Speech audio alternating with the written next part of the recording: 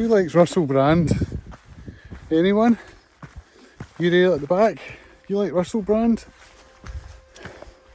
I like Russell Brand. I'm going to talk a bit today about some inspiration that just came to me through listening to his podcast, Under the Skin. Just the free version. I haven't subscribed yet, but I might just be about to. He's interviewing Daniel Pinchbeck. I'd never heard of Daniel Pinchbeck. He's an author, and they're having an amazing discussion, and it fired me up to get my device out in the rain and talk into it about my thoughts. So it's to do with spirituality. It's to do with how the world would look if we didn't have to work for money. And as I was walking up the hill before I started listening to it, I was thinking about another podcast that I really enjoy by Jeffrey Sidoris and Sean Tucker called Deep Natter. And they were talking about inspiration, about how if you want to be a good filmmaker, you should read lots of books. And this is some advice that Sean Tucker got from Herzog, the filmmaker, in a workshop. I mean, it's why when I did that Werner Herzog filmmaking course, his best piece of advice for filmmakers is to read a lot. I mean, you're like, well, no, but hang on, when I'm doing a filmmaking course, surely it's like to get this camera and learn these techniques and learn blocking or watch films a lot. No, read a lot and you'll be a better filmmaker. It's like, yeah, it sounds weird, but the more you think about it, no, that's obvious, because I'm going to have a ton more to say. I'm going to be much more aware of life. I'm going to know more stories, so that when it does come time to pick up a camera, which is just a technical skill that I can teach myself. He says at the beginning of the course, I could teach you how to shoot a film in 2 weeks. It's not complicated. Right. But to have interesting things to say, you better read a ton, because that's the only way you're going to get there. And I'm like, yeah, true. You have to be deliberate about what you put in and make sure that what you're putting in is as wide and as broad as possible, not just your very narrow genre you're engaged in. Or you might just be in danger of repeating what other people have done instead of innovating, because you're drawing from other sources. And Jeffrey Sidoris related a story that Bill Wadman told him about somebody who in a photography workshop asked of I can't remember the name of the guy that was running it, some famous photographer, and he handed him his portfolio and said, how do I take more interesting photos? And the response he got was, be a more interesting person. Yeah, 100%. I mean, I go back to this story that Wadman told on taking pictures about Jay Maisel, where Jay was giving a workshop and you know, somebody that was attending the workshop presented his portfolio and said, how can I take more interesting pictures? And without missing a beat, Jay just looked at him and said, become a more interesting person. Great. So that's what I was thinking about as I walked up the hill. And what came to mind was how much content there is out there that I want to consume, to ruminate on, and to respond to in my own content. And I keep not doing it.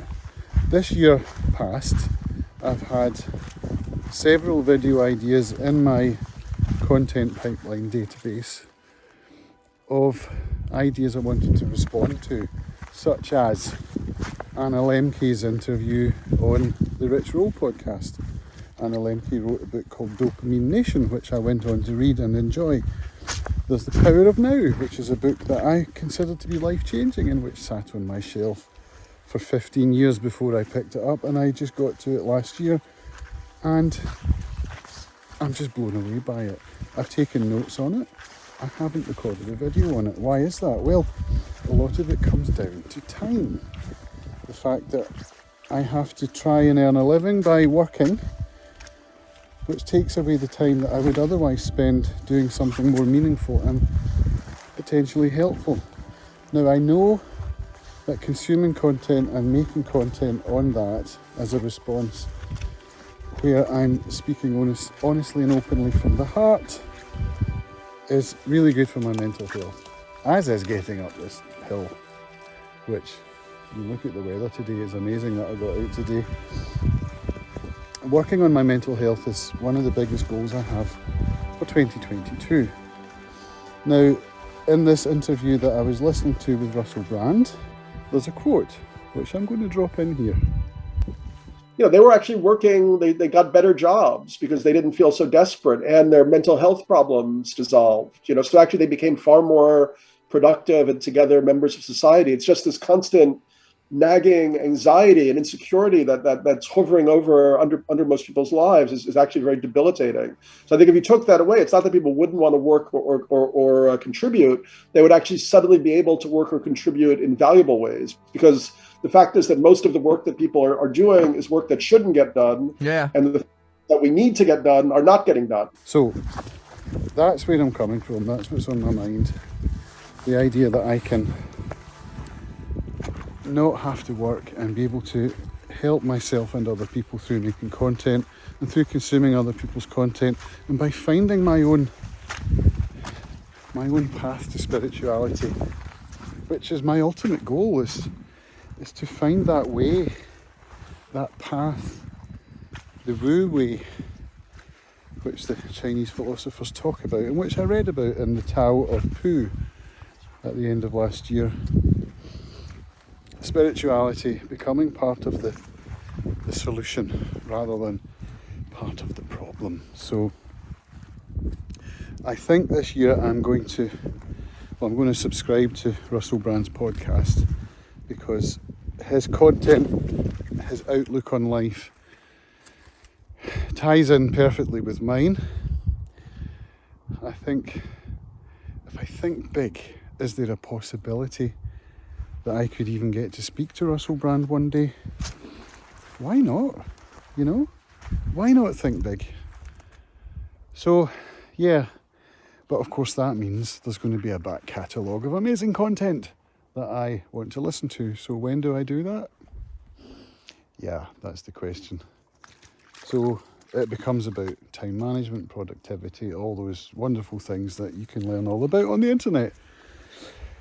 For the moment though, exercise, diet, meditation and self-love. Those are the orders of the day for this bear going into 2022. And making fearless content like this when the urge takes me, without worrying too much about the numbers, because I know that there are people out there who value what I have to say and who maybe even feel the same. If that's you, let me know. I'm looking for my 10 true fans. You could be one of the 10. And we can change the world. Literally. Thanks for watching.